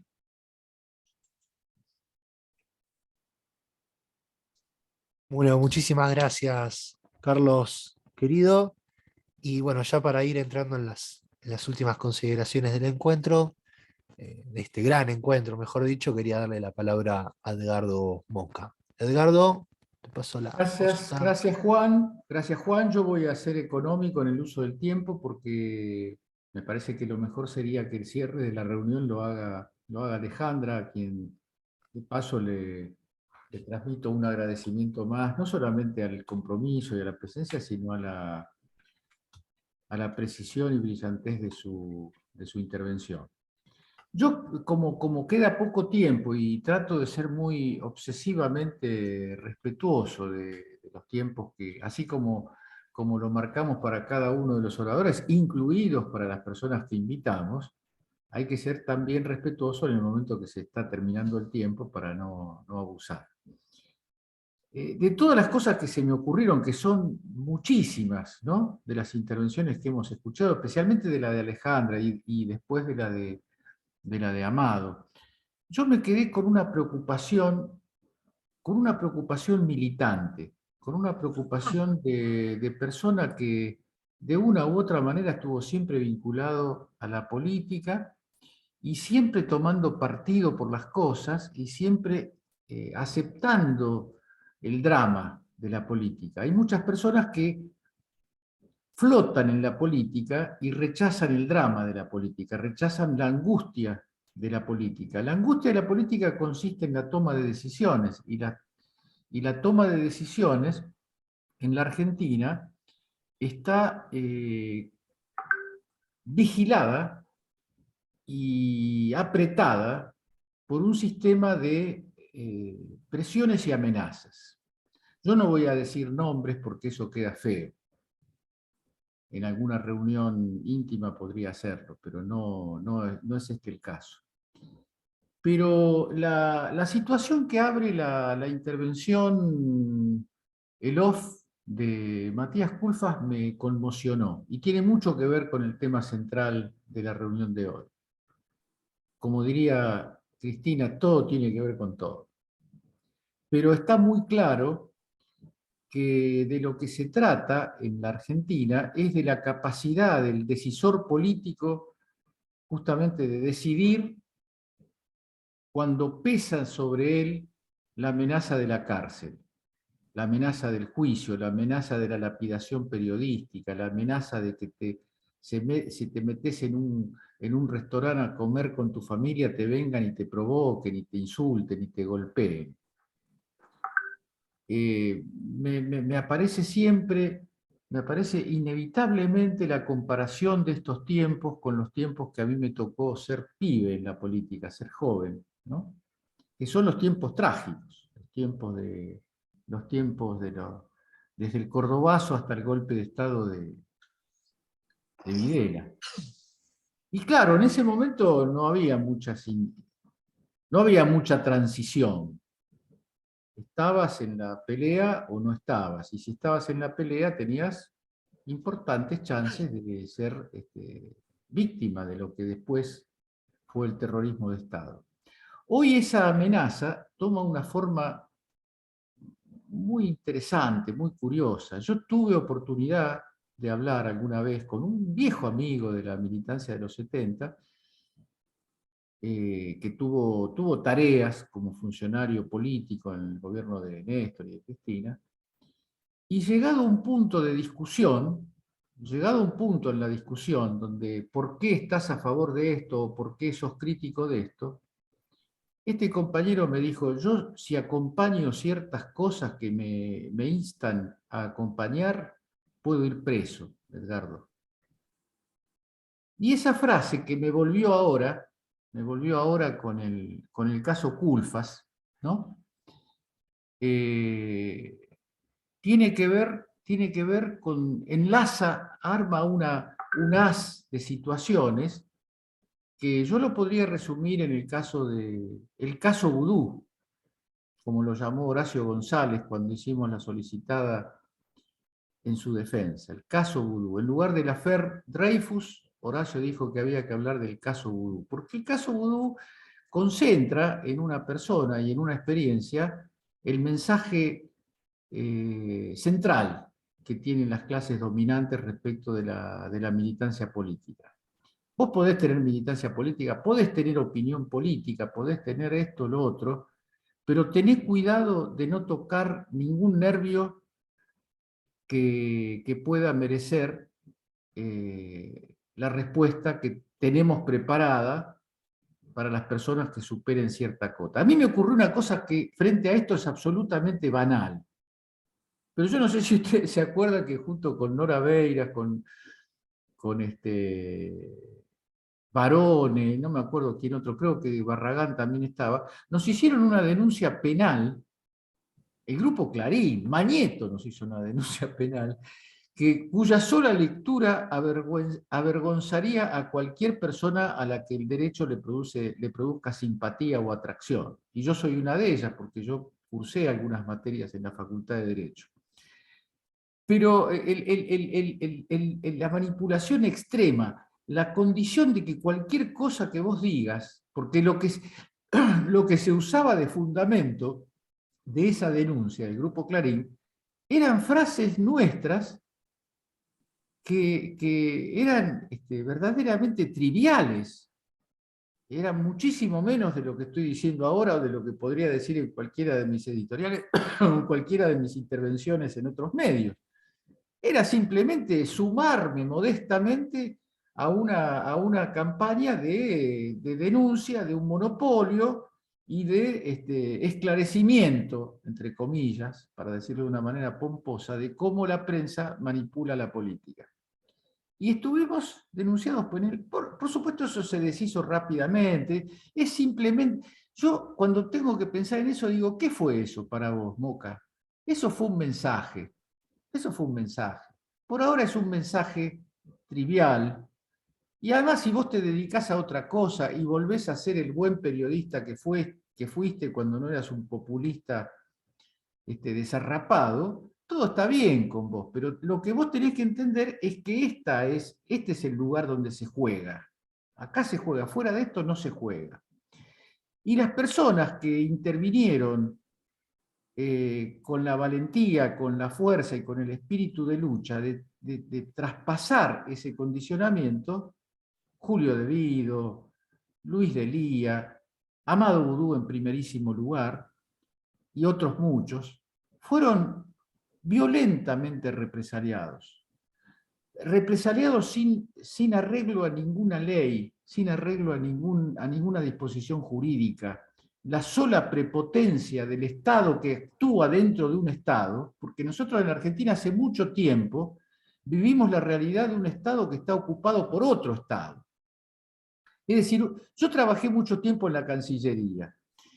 No me voy a poner a comentar esa anécdota de mi vida, pero digo, la sensación que yo tenía era que había una Cancillería formal en la cual Néstor había designado un conjunto de personas, subsecretarios, secretarios, viceministros y qué sé yo, y había una Cancillería material real.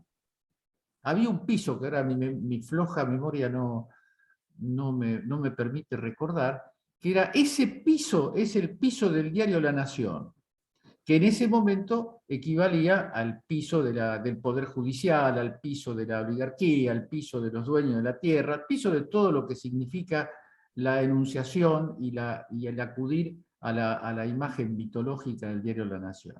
Y vi cómo los funcionarios, cuando determinados dirigentes de la Cancillería decían, en la reunión esta hay que defender las posiciones de amistad y de alianza con Brasil, con Lula, con Chávez, y qué sé yo, decían, sí, estoy de acuerdo, y después hacían absolutamente lo contrario, sin que nada en sus carreras diplomáticas y políticas se modificara.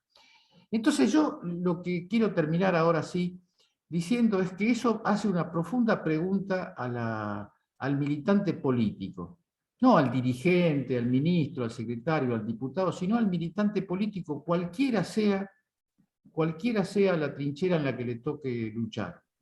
Hay que saber que en este país y en este mundo cada vez más el compromiso político entraña riesgos.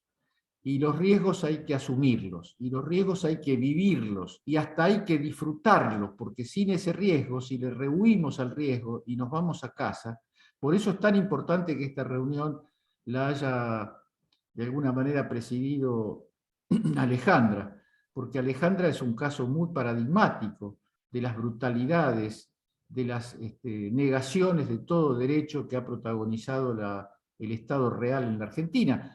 El Estado real que es mucho más tenebroso cuando se enlaza con el Estado formal, que es el riesgo que nosotros tenemos.